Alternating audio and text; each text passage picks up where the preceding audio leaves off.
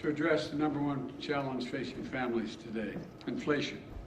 This will not be my only speech on inflation, I'm sure, but when we look at the economy today, it's clear we've made enormous strides. And our plans and our policies have produced the strongest job creation economy in modern times. In addition, 8.3 million jobs in my first 15 months in office at a record. Unemployment rates were down to 3.6%, the fastest decline in unemployment to start a presidential term ever recorded. And in addition, Americans have applied to start 5.4 million new small businesses last year, 20% more than any other year on record. And I see, and as I see it, everything across the country is, as I go across the country, our economy has gone from being on the mend to on the move.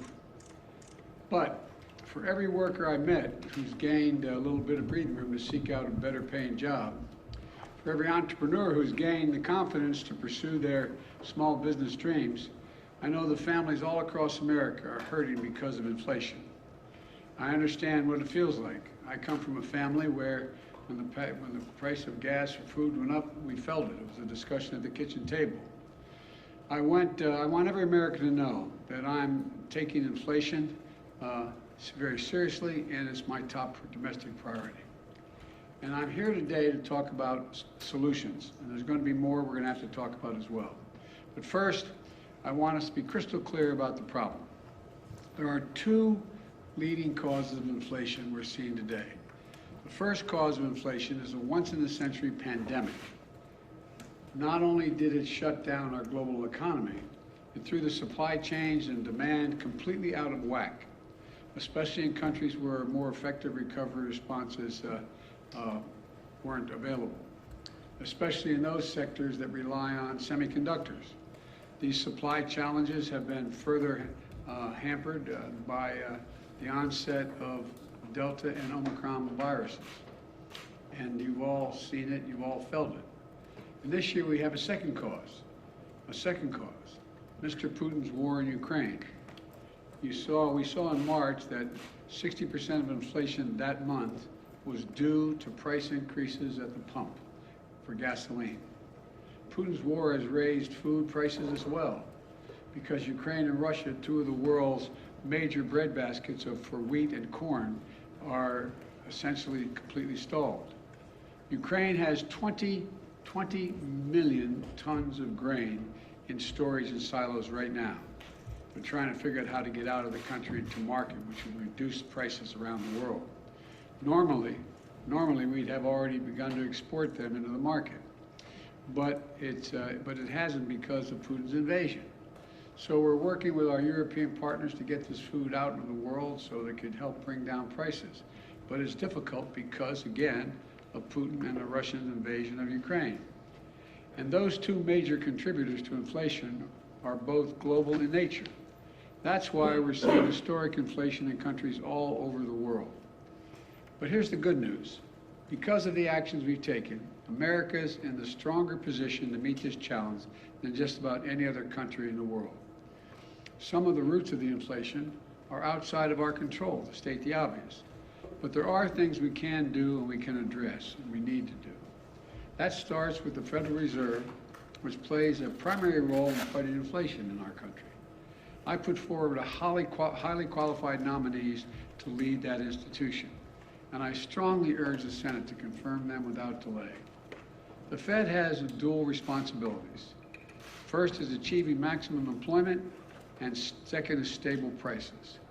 And while I'll never interfere with the Fed's judgments and decisions or tell them what they have to do, they're independent. I believe that inflation is our top economic challenge right now, and I think they do too. We've built a strong economy with a strong job market.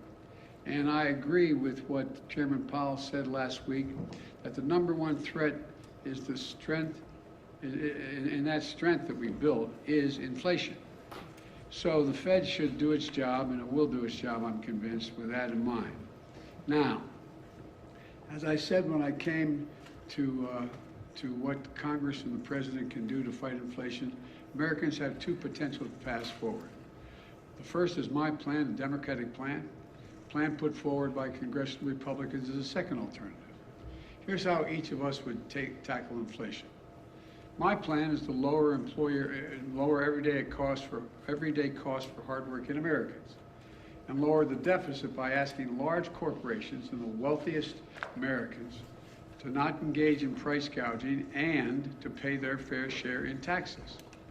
The Republican plan is to increase taxes on the middle-class families, let billionaires and large companies off the hook as they raise prices and reap profits at record amounts. And it's really that simple. But let me explain why this choice is so important. Let me start with the Putin price hike, high gas prices, and energy prices. My plan is already in motion. I led the world and other countries to join with us to coordinate the largest release of oil from our stockpiles of all the countries in history, 240 million barrels to boost global supply.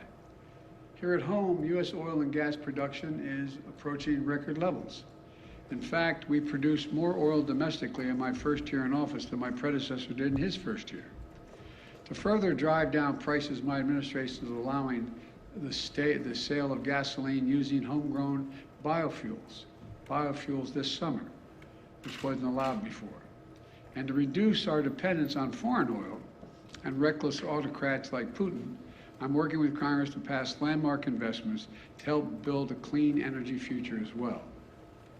From tax credits for businesses to produce renewable energy, to tax credits for families to make their homes more energy efficient. I met with nearly a dozen CEOs of America's largest utility companies. And they, to a person, told me that, and including Southern Company, American Electric Power, and 10 others.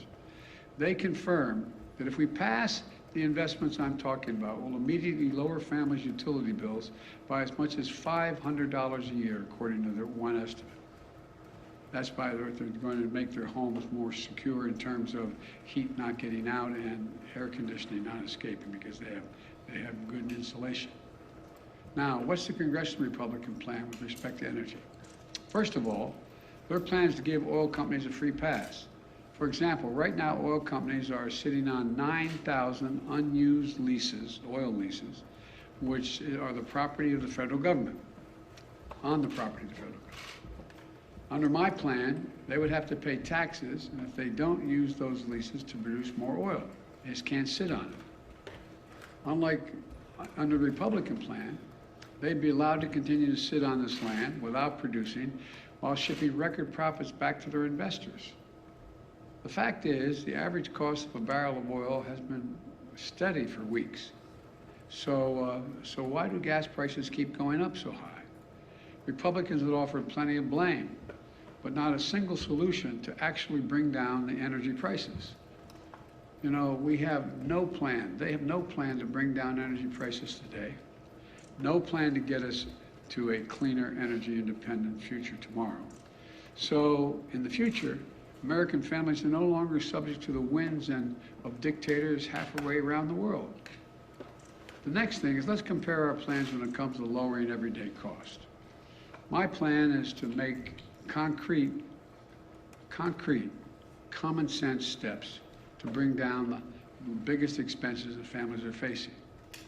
Let's take drug prices. My plan will let Medicare negotiate prices for prescription drugs, like they do with the Department of with the military as it relates to what the administration is able to negotiate for prices for military.